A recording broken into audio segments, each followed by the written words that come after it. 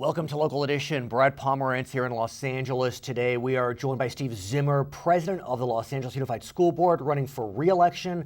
That runoff will be held on May 16th. I want to speak with you, sir, about the food that our children eat.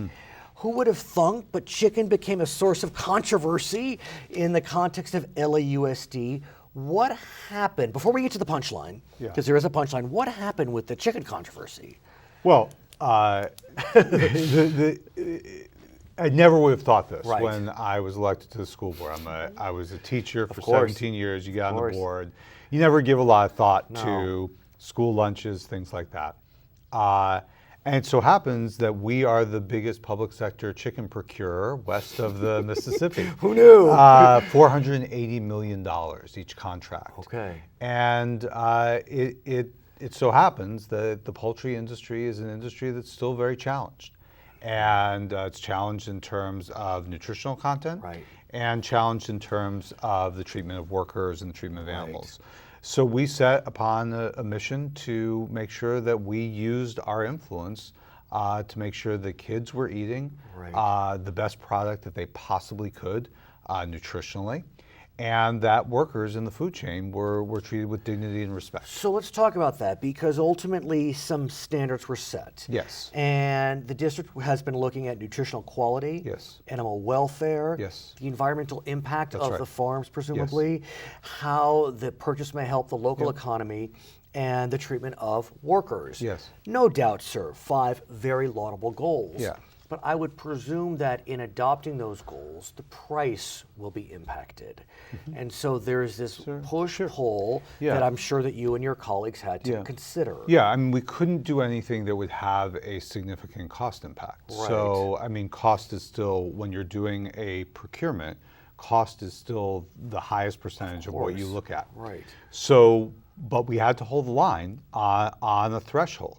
So, for example, for antibiotics in chicken and hormones added to the chickens, all the research shows that this is not good for kids, especially kids. And we really needed to draw the line and say, look, if you're going to put this in your chicken, even though it might be a better profit line for your company, we're not going to buy that, because the health of our kids is worth our investment. What about this whole concept of organic? Because that's been quite the fad. We know, I mean, my wife tells me, I see it when I go shopping. I mean, organic's more expensive. Have we gotten to that line? We're not at that point yet. Okay. But we are setting new standards for the industry. So we set this antibiotic and hormone-free standard. School districts across the country have followed it. And I think that's key, because look, there's economies of scale. And as I understand it, I think I remember San Francisco, maybe Oakland. You kind of got the ball, New York, you got the ball rolling on this. This is now spread across the country. And now what we're saying is that it's now the industry standard that we're not using antibiotics and added hormones in the chicken that is bought for children for school lunches. That's actually an important health issue moving forward. Now we're also saying, look, we understand the industry's changed slowly, but we need to see progress in terms of the treatment of workers and all those things. I get it. But how much should a school district be carrying that flag? On health, it feels like there's a nice linkage. We all want workers, there's a direct linkage. But in terms of, here's what I would suggest. Here's what I would suggest. Clearly, the nutrition of our kids and the health of our kids is paramount. Neither my father nor my mother works in a meat packing plant, but someone's mom or dad does. I hear you. And so we in a district that's 84% kids who live in poverty are dealing with, and while a lot of meatpacking and poultry industry is in rural areas, you would be surprised of how much of that economy is right here in Los Angeles. Really? I am surprised. And so we do have a role to play in sending a statement. Chicken is coming back to LAUSD, primarily because we feel that the companies are meeting the nutritional standards of our kids. But we will keep pushing, because That's part of our role of having a budget the size of our budget. Right. We can say to an industry, we expect to do have hold power. you. There is We power expect there. to hold you to certain standards. And so you are right, Brad. It's a constant balancing. But I think that we have an obligation. Obviously, I wake up every morning thinking about the academic achievement of our students. I don't think about chicken nuggets when I wake up in the morning.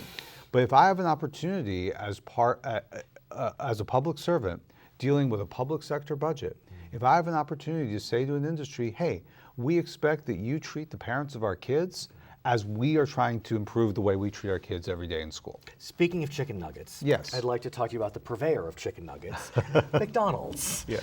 But let's not talk specifically about McDonald's. Sure. Let's talk more broadly about fundraisers that PTAs may hold. One of them happens to be called McTeacher Night. Yes. You know, I don't want to go after a specific company per se, or suggest that you would as well. But there's another example of a push-pull. Yeah. These fundraisers raise a nice amount of money for these schools. Important. And while we're not in dire economic times in terms of our education budgets, they're nice bumps. Yes. But there has been some concerns that the partnerships are with companies that may be peddling tobacco, alcohol, firearms, gambling. Those are easy. Here's a trickier one. Yeah. High fat and high calorie foods. So first of all, we should all make the commitment together that no school, no parent, no PTA should have to have a fundraiser to adequately fund our schools. Okay. As long as California is 46th in the nation per pupil expenditure, we're going to be in these push-pull situations, but we should never lose sight of our responsibility to say, hey, in the state of California, we need to adequately fund schools. But you're absolutely right. Until that happens, we have this push-pull of vendors are always trying to push fundraisers and specific merchandising relationships with schools. In 2011, in the midst of the last budget crisis, we said, look, we understand that we need to look at sponsorship differently. So we tried to set these basic, these basic guidelines. Right. The major stuff, tobacco, firearms, alcohol, people follow that well. Easy. Okay. Where it gets complicated is on junk food, right? Because we as a district are moving very intentionally towards being an advocate for the health of our kids. Right. Now, I just wonder, again, we've asked in the last meeting for the superintendent to look at this policy. We know that we don't want to be in a situation where our teachers or our employees are of any product are actually doing the sales of that. We know that you don't want them jumping behind the counter. We don't want them jumping behind the counter at McDonald's or at Earth Cafe. I hear you. It's what the food is. Yes, there's an issue around nutrition, but also there's an issue around relationships. And so until we fund schools adequately and schools have to do fundraisers, it's the job of the district to set some guidelines to make sure, A, the stuff that's being sold is at least basically in line with the direction of the district, but B, we understand the relationship of our employees, particularly our teachers, who very much influence our kids and our families in terms of making sure that that relationship is sacrosanct. In our final moments, as we speak today, could a fundraiser be held at a high-calorie fast food restaurant? There's no ban on fundraisers. Okay. What's happening is the superintendent is reviewing it. Nobody is going to get in trouble if they did something like this. So when you they're coming back and they're saying, look, here's our policy. Here's what's been happening. This is what local schools feel they need to do. Here's some more reasonable guidelines. When you come back, let's continue that conversation. Love to do it. He is Steve Zimmer. He is president of the LAUSD. I'm Brad Pomerance. It's Local Edition.